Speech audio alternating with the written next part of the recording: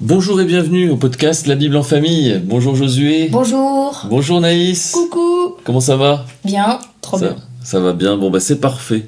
Pas trop triste d'être rentré à Angers après les vacances? Non. Ça va? Ça va. Content de retrouver la maison? Oui. Et les habitudes? Oui. Surtout les habitudes. Eh ben tant mieux.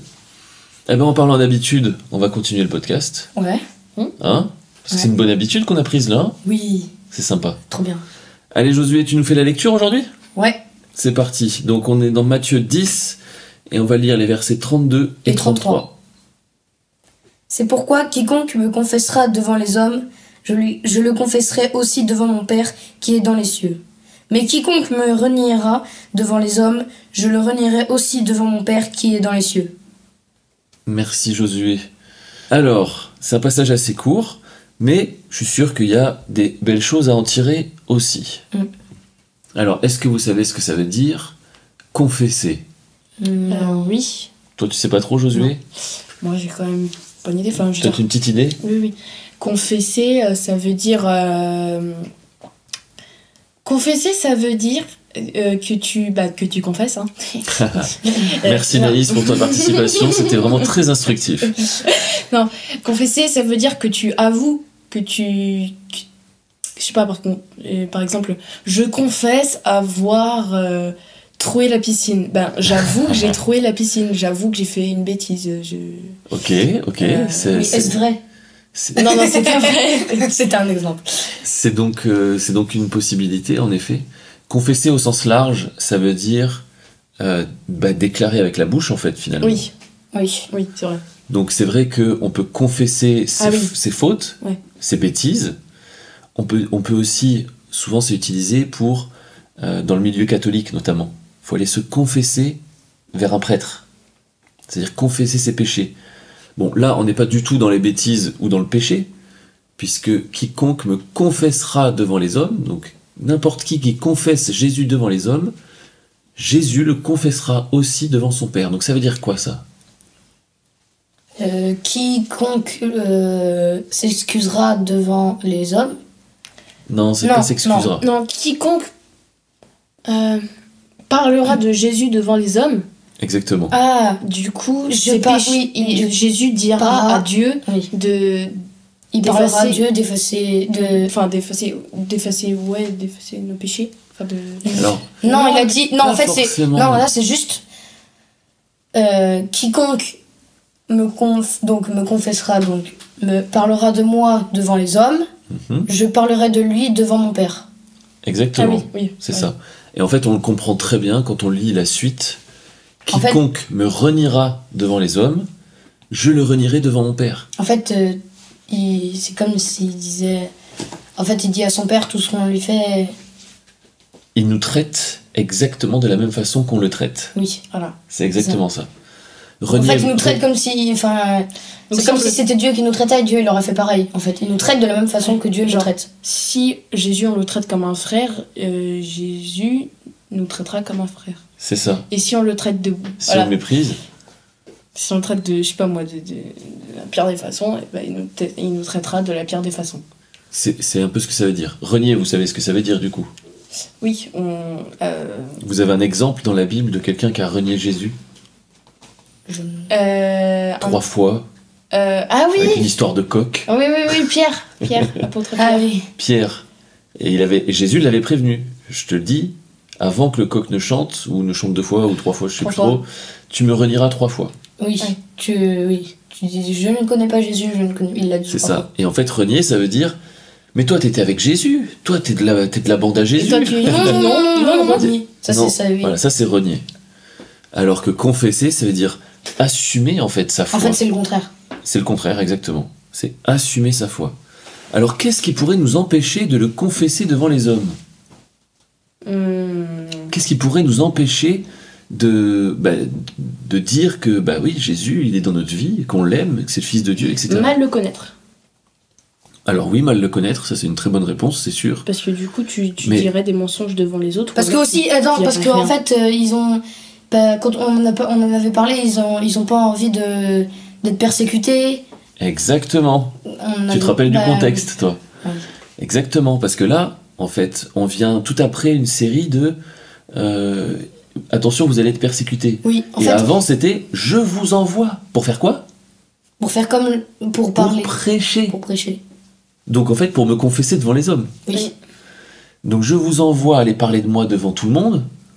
Sachez que ça va pas forcément être facile tout le temps. Sauf qu'il y en a, du coup, ils ont peur. Mais forcément si des vous le disciples. faites, eh ben moi, je dirai du bien de vous aussi.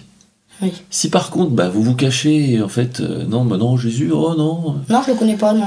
Eh ben, arrivé le dernier jour, là, le grand jour du jugement, comme on dit, Jésus, il fera, oh non, lui, non, je le connais pas trop, en fait. Hein.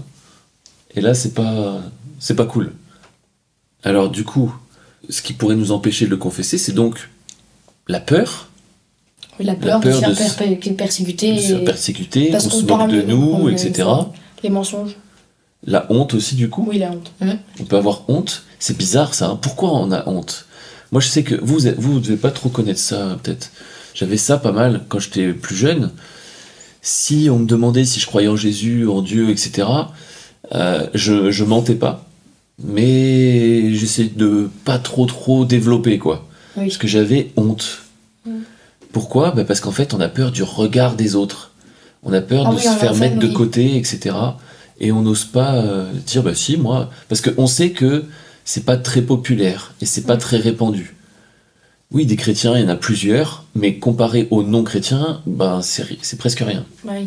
Moi, par exemple, j'étais à l'anniversaire d'une amie et on peignait des petites boîtes en bois. Ouais. Moi, je veux dire, je suis chrétienne, donc je voulais faire de ma boîte, je voulais mettre des croix. Voilà. J'ai peint une croix à l'intérieur du couvercle. Et en fait, je sais pas, d'un coup j'ai eu honte, je me suis dit, s'ils le découvrent, s'ils voient ça, qu'est-ce qu'ils vont me dire, quoi? Qu'est-ce qu'ils vont me dire? Ah, donc toi aussi, t'as eu... Et en fait, ouais. du coup, même avant que ce soit séché ou pas, j'ai refermé le couvercle, Ah oui. caché. Et puis après, à un moment, en fait, j'en avais ras-le-bol de cacher, puis je me suis dit, ouais, puis zut, tant pis. Et j'ai réouvert le couvercle. Il y a personne qui a vu. Mais bon. Donc t'as pas eu de réflexion.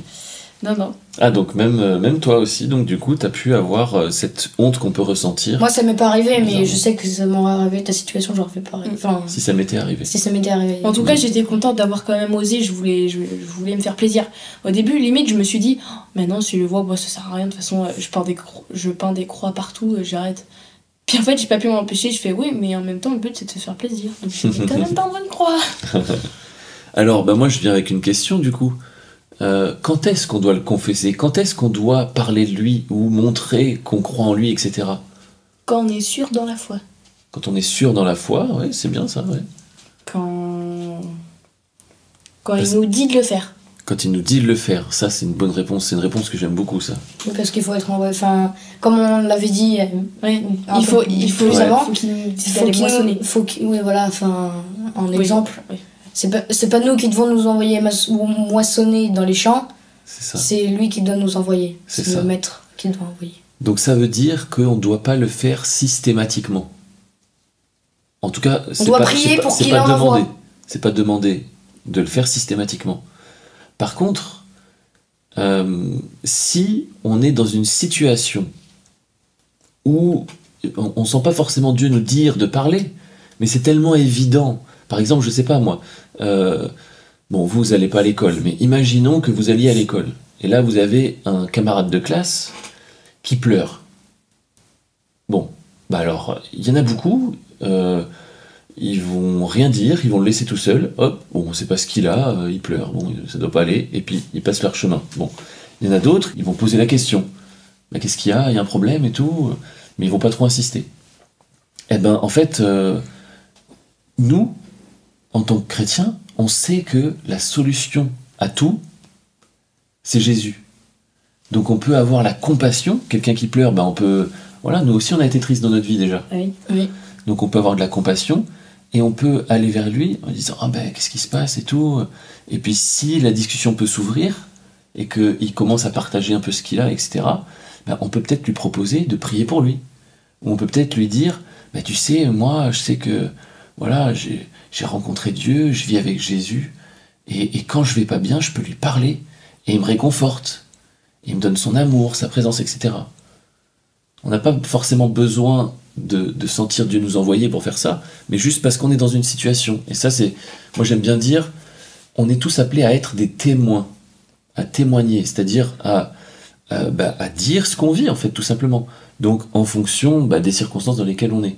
Oui. On n'est pas forcément tous appelés à aller évangéliser. Là, dans le chapitre dans lequel on est, là, le chapitre 10 de Matthieu, Jésus envoie ses disciples évangéliser. Évangéliser, ça veut dire quoi ? Ça veut dire, je me déplace vers un endroit, vers des personnes, exprès pour aller leur parler de Dieu. Exprès pour leur dire que Dieu les aime, que Dieu veut les guérir, que Dieu... etc.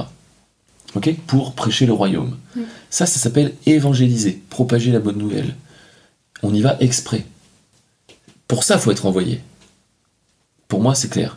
Par contre, pour être un témoin, non. Pour être un témoin, on a juste besoin de partager ce qu'on vit avec ceux qui nous entourent, etc. Donc, quand il y a quelqu'un qui va pas bien, on peut lui proposer la prière. Si on sait qu'il y a quelqu'un qui est très malade, par exemple, qui peut même mourir, est-ce que vous avez déjà entendu des récits de guérison ? Est-ce que vous avez vu des guérisons ou est-ce que vous avez vécu des guérisons déjà ?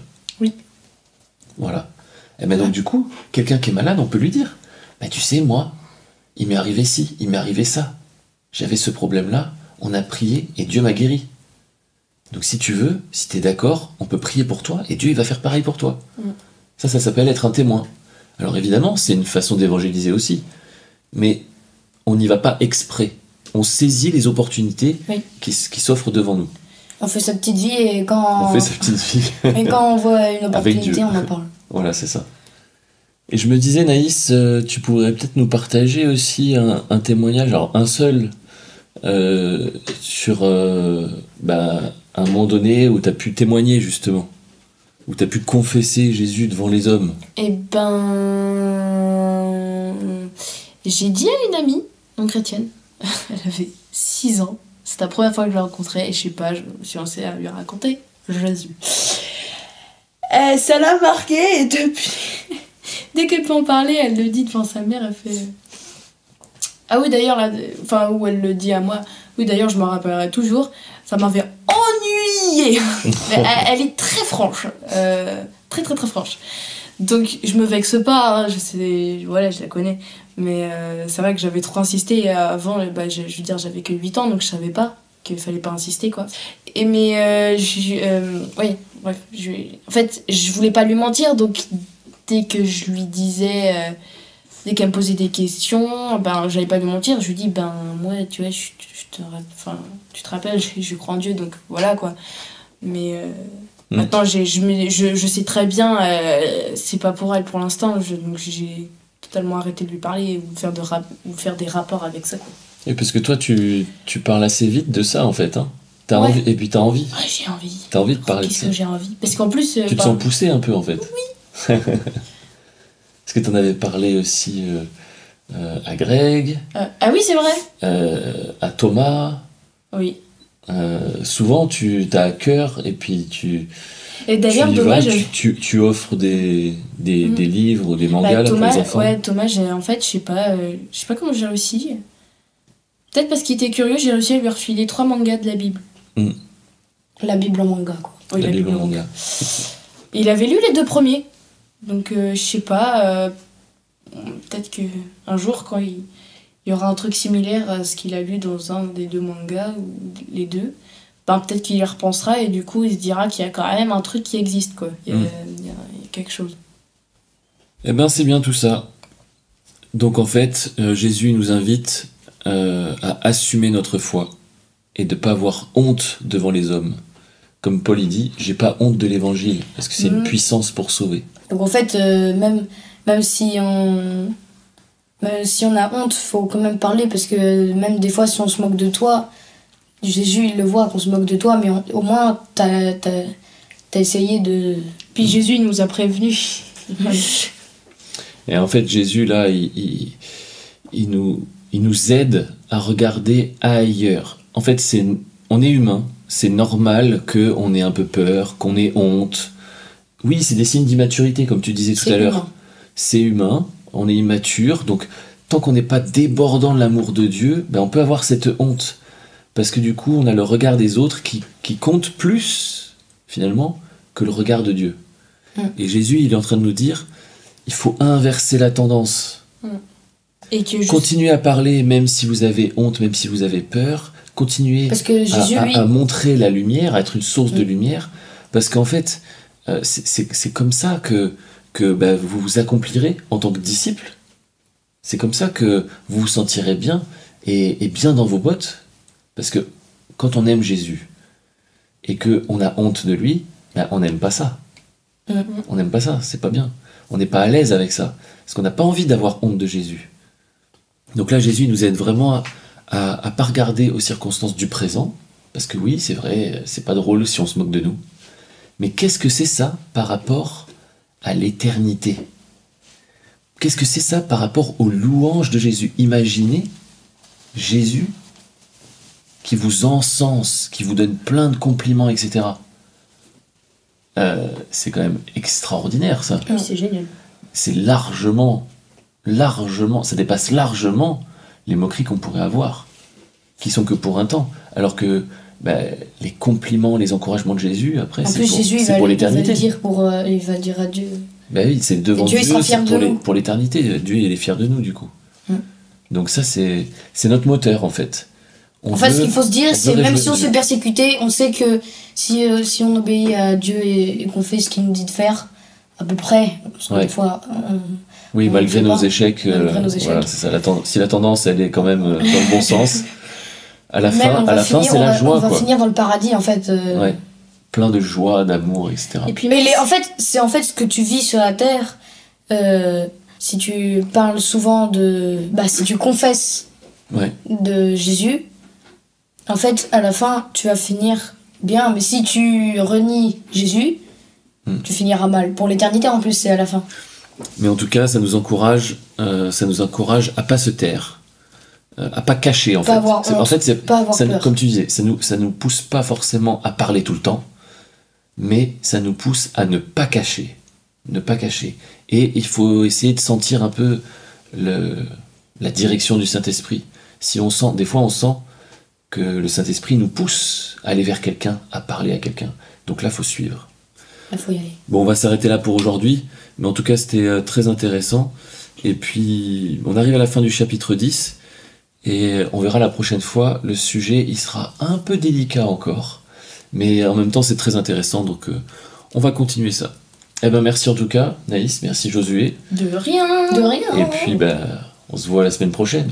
La semaine prochaine sur le podcast de la Bible en famille. Voilà, allez, à la semaine prochaine, salut. Salut.